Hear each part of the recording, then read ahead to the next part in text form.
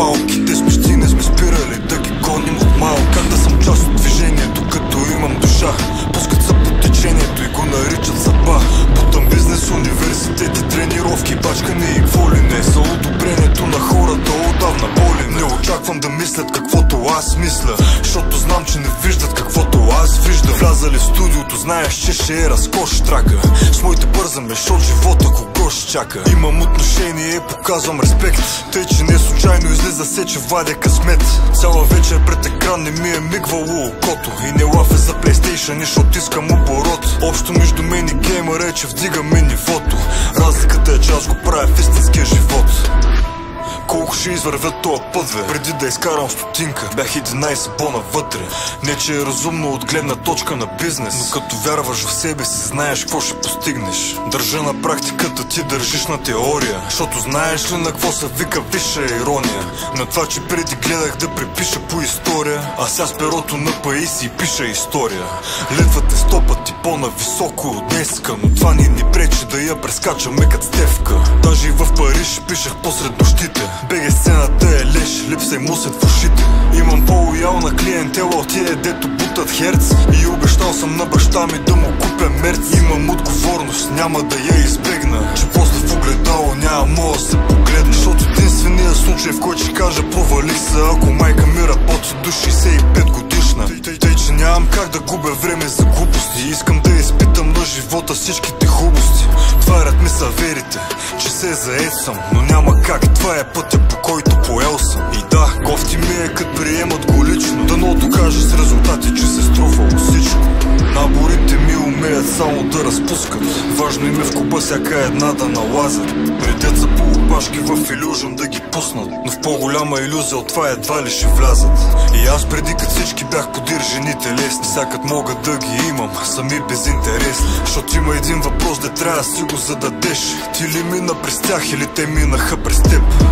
За какво да повтарям чуждата грешка? Давам твърде много, че да не виждам стойност от среща. И единствено бих женал плодовете на труда ми с жената, която стане майка на сина ми. Нещата вече случват се, набира бизнеса, а като се замисля, че почти реших да спра. Играта си дяла е пустата, сега има е чакала.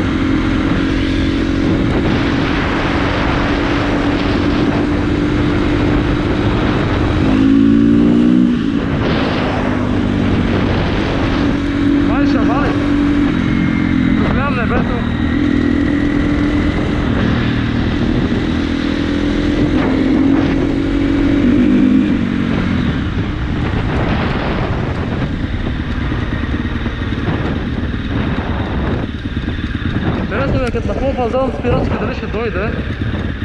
Но ми се види, че не е върва. Защото изложих течност, ама мисля, че е за обеззадушаване.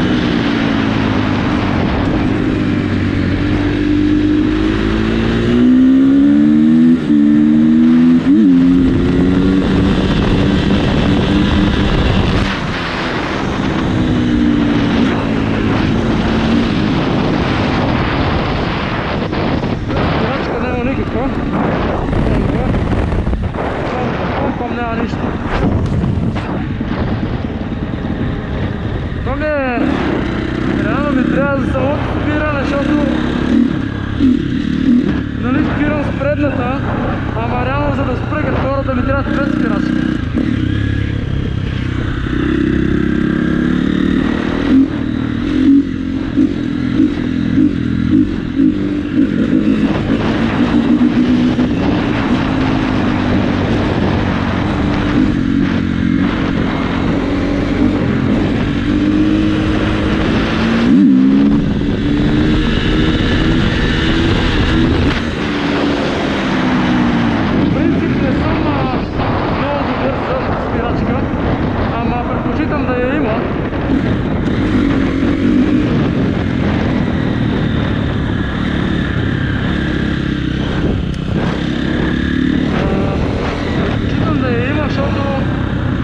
Високи кантари и крака ми стои на спирачката спред.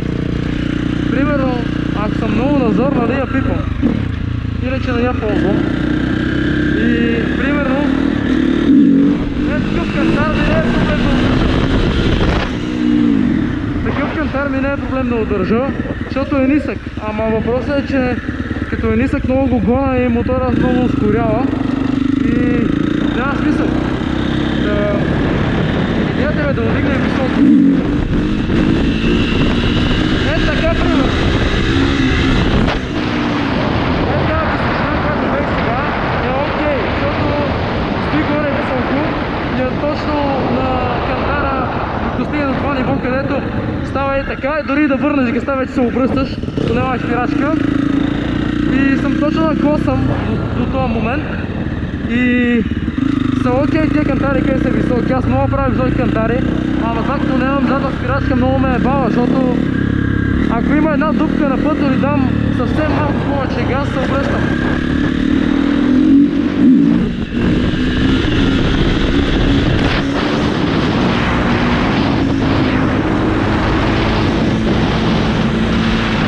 Реално това е казах, аз сега просто да чилна, да обиколя малко. Приготвих го за да го карам на ремонт и викам, ще ви направя едно последно видео, защото ще го оставят тия дни и после не знам кога ще го взема от там, дето го оставам. Да, ще врътнем тук едно кръгче, докъде не ви качвам видеа с мотора, ще ви качвам някакви геймплеове и това е.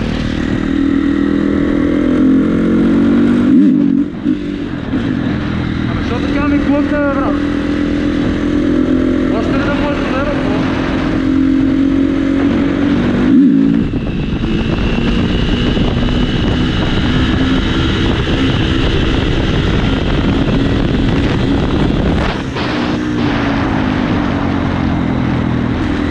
Някой път глъкне много, не знам защо.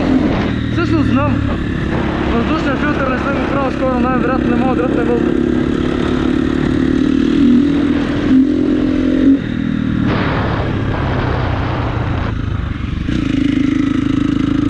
Казвам, ще караме чил в момента, защото и с тия гуми на асфалта е много кофти. Стои много високо, хлъзга се, няма никакво стъпление.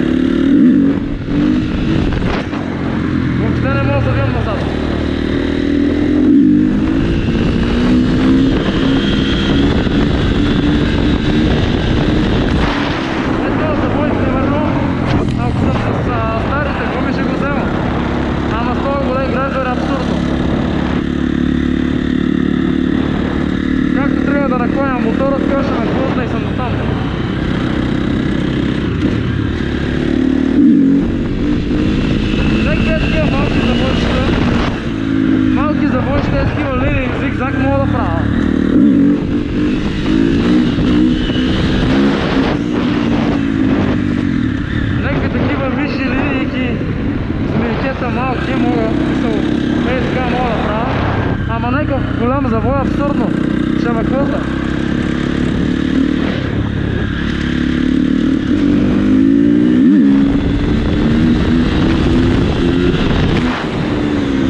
Много е пребаващо, защото тия завои, като увелича скоростта и не мога да ги взема, защото намалям само с предна спирачка и реално вижте какво става.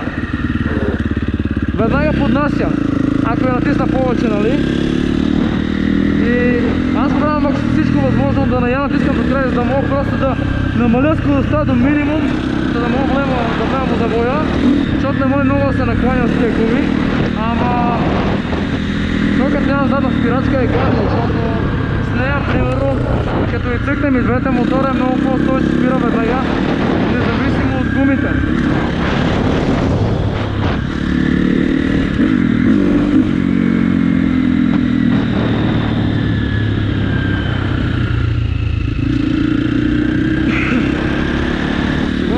Откриването на сезона мотора трябва да е много направен. Мисля, плановете са ми, освен основния ремонт, нали, за който ви казах милион пъти вече. Мисля, че ви казах, да, на стрима ви казах, че са ми обещали един Акрапович, втора ръка е, ама е на добри пари и реално му няма нищо, крайно гърне само. Като му ще променя малко звука. Ако намеря допълнително генерация на Акрав, ще взема със сигурност. Може би пак втора ръка, защото не си заслужават парите. 4000 цялата генерация. И освен това, нали, трябва да сменя всички козметични работи, като дискове, вериги, накладки, запчатки, абсолютно всичко. Мотора трябва да стане горе-долу като в заводски вид. Да, ще сменя и на нотките, защото нещо му е слаб тока. И да мога да сложа ендуро маската отново, ще му сложа оранжевите пластмаси с маската писал пара. Обаче взема такъв пара, защото имам бял и черен, даже два бели имам. Ще взема оранжева маска, само пара ще сложа, нали? Трябва може да се връза с 555 номера. И мисля, че мотора ще стане пуканка. Стане много гадно.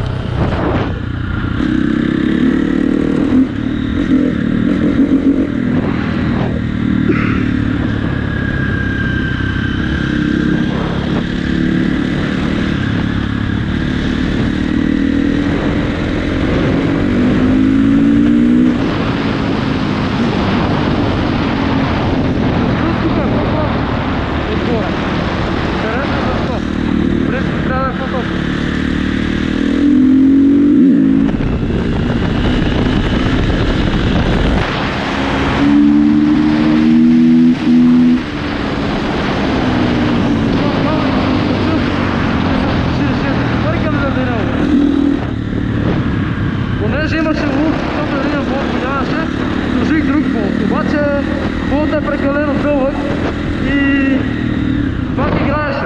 Сложих една гайка нали, на болта, за да няма разстояние, то пак болта не иска да влезне с гайката. Става прекалено къс. Нямах шайби никакви и го сложих така и просто да държи калника, ама това много играе, бъркаме.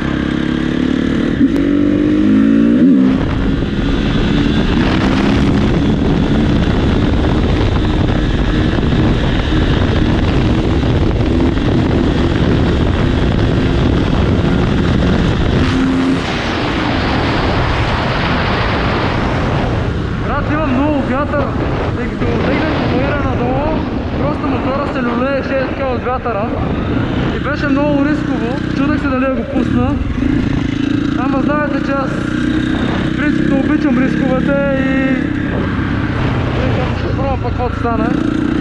Свалих го долу, защото вече стана много неуправляем.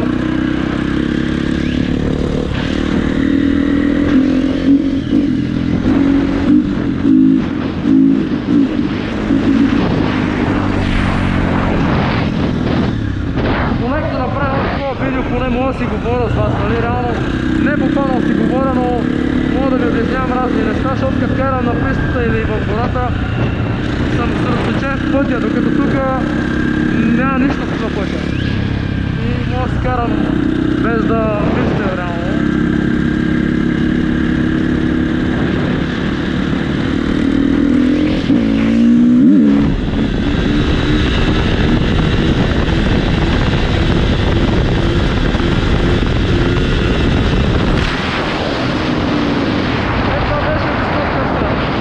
Не трябваше да го дигам толкова много, защото казах ви, малка грешка се обръщам. Можех и още да го дигна, но все пак, нали, свалих го, защото риск е. Сам съм, далече съм, ако стане нещо, не дай си Боже.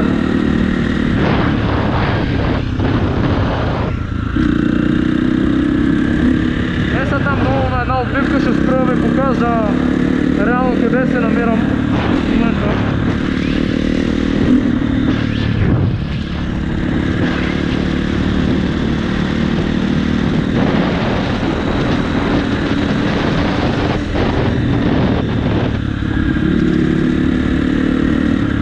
Тук направо да спра.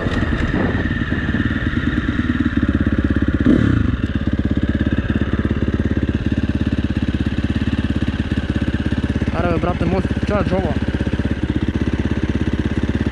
Значи гледайте са. Драганица, Черкаски. Тя видим къде се намирам. Стояново. Аз тръгнах от тука. Мало има полиция в Бързия вече. Тръгнах от тука. Така. И съм тука. Може би се пусна до Черкаски или тука до разклона и се връщам.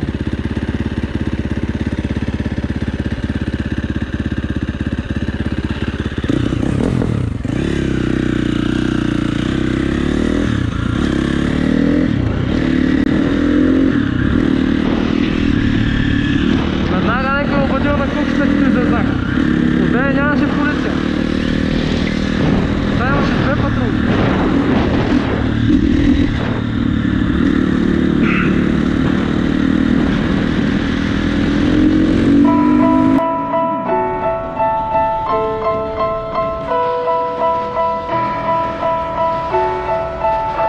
Като мисля, че почти реших да спра.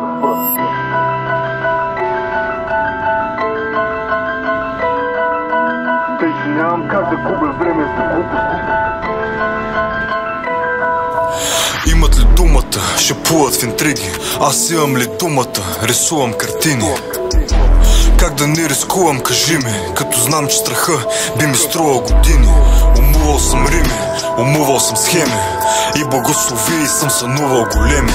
И колкото слава да са натрупа с време, не съм аз, текстовете Бог ги спуска през мене. Вкарвам новите палки в новите палки. Те смещи не сме спирали да ги гоним от малко. Как да съм част от движението, като имам душа.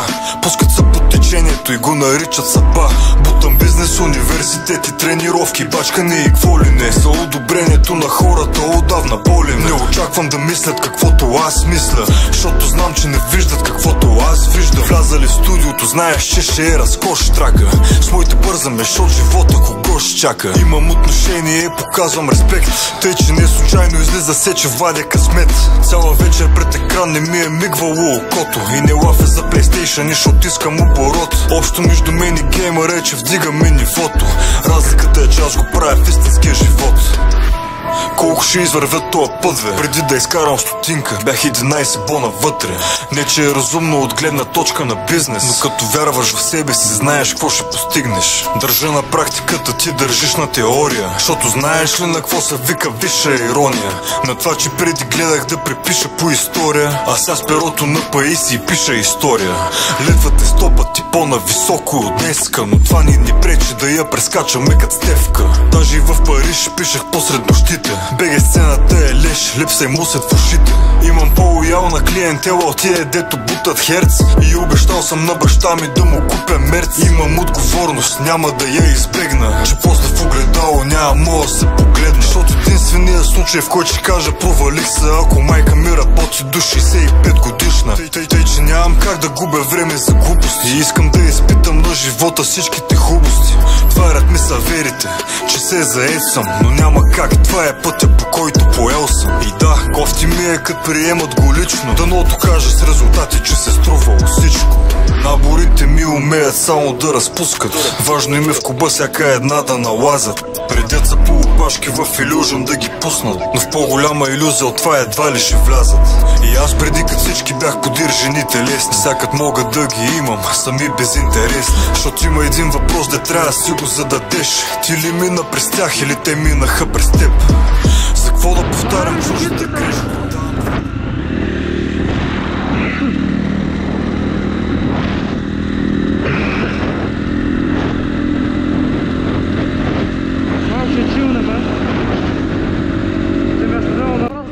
В новите палки, те смещи не сме спирали да ги гоним от малко. Как да съм част от движението, като имам душа? Пускат се по течението и го наричат съдба. Бутам бизнес, университети, тренировки, бачкане и какво ли не. За одобрението на хората отдавна болим. Не очаквам да мислят каквото аз мисля, защото знам, че не виждат каквото аз виждам. Влязали в студиото, знаеш, че ще е разкош трака. С моите бързаме, защото живота кого ще чака. Имам отношение, показвам респект, тъй че не случайно излиза се, че вадя късмет. Цяла вечер пред екран не ми е мигвало окото и не лафе за PlayStation, защото искам оборот. Общо между мен и геймъра е, че вдигаме нивото. Разликата е, че аз го правя в истинския живот. Колко ще извървят този път, бе? Преди да изкарам стотинка, бях 11 бона вътре. Не че е разумно от гледна точка на бизнес, но като вярваш в себе си, знаеш какво ще постигнеш. Държа на практиката, ти държиш на теория, защото знаеш ли на какво се вика висша ирония? На това, че преди гледах да препиша по история, а сега с перото на Паиси пиша история.